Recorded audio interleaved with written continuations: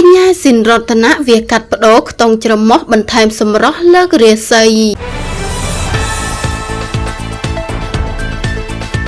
គ្រាន់តែវាកាត់បដោខ្ទង់ច្រមុះថ្មីភ្លាមកញ្ញាស៊ីនរតនាហាក់ដូចជាមានរាសីល្អទទួលបានការងារច្រើនជាបន្តបន្ទាប់ក្រោយពីចប់ពិធីបុណ្យភ្ជុំបិណ្ឌតាមរយៈរូបភាពដែលទស្សនិកជនបានឃើញនេះកញ្ញាស៊ីនរតនាទើបតែបានវះកាត់បដោខ្ទង់ច្រមុះថ្មីដើម្បីលើកសម្រស់និងលើករាសី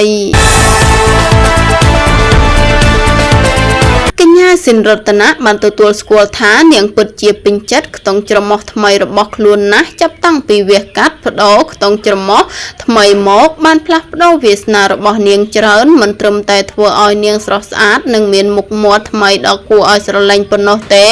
ថែមទាំងធ្វើឲ្យនាងទទួលបានការងារជាច្រើនផងដែរ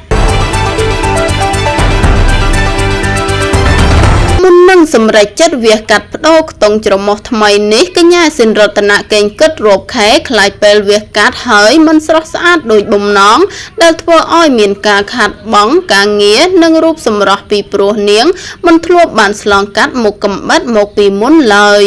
តែក្រោយពីទទួលបានការប្រឹក្សាពីគ្រូពេទ្យជំនាញនិងមានការលើកទឹកចិត្តពីមិត្តភ័ក្តិនាងក៏សម្រេចវះកាត់តែម្ដងជាលទ្ធផលគឺជោគជ័យនិងស្រស់ស្អាតដូចអ្វីដែលខ្លួនចង់បាន